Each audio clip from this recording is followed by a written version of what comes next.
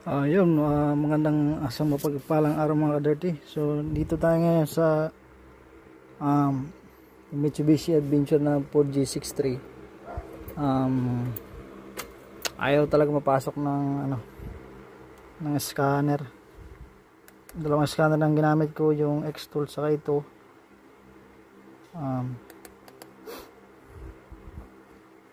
Ayaw. Mitso.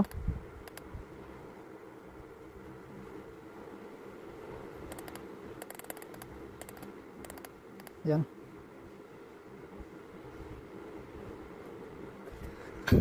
Sana magbasa. Mag-read na wala yung check engine niya.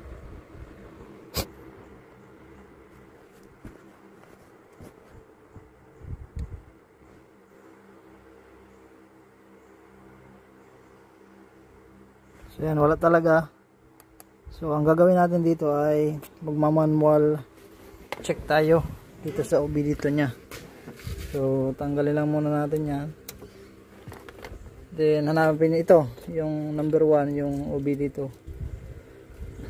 Yan ang gagawin lang natin dyan ay i-ground lang natin yan. Then tingnan natin yung check engine. Ito naka-prepare na yan, body ground. Then off din na, i-off lang natin yan. Ignition. Wala tayo kasing cameraman.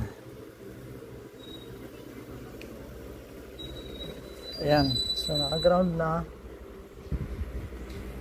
Then i-on natin. Ito naman yung adventure natin na hindi mabasa ng scanner natin, kahit yung X-Tool natin hindi mabasa. So ang gawin natin, magmo-manual mode tayo ng scanning. So ito yung gagawin natin. Hanapin natin dito yung base sa manual. So nag-research tayo. So ito yung niya, yung OBD ito kasi 16 pin. Ang gagawin natin, so nag-research tayo na ito yung yung sa scanning. So ang gawin lang po natin dito ay i-short natin yan sa ground. Kasi yung sabi ng manual sa mga Mitsubishi. So ayan. Pag na-short sa mga ground, body ground or saan mang ground, so i-on natin. So ayan po, meron tayong bali 3 code. Bilang natin, meron tayong 11, 12 and 21 na code na yun. 1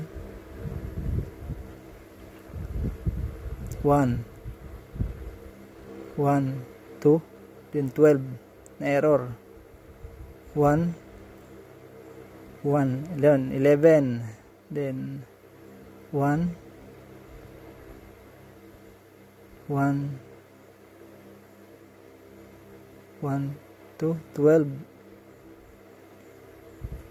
1 2, then 1, yan, sa mabilis ba, 21. So meron tayong 3 code, 11, 12 and 21.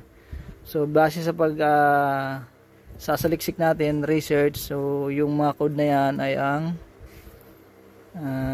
meron siyang code na coolant temperature sensor, oxygen sensor, and map sensor. So tingnan muna natin yung wiring nito kung buo, then mag-check din tayo ng signal kung accurate ba ang signal.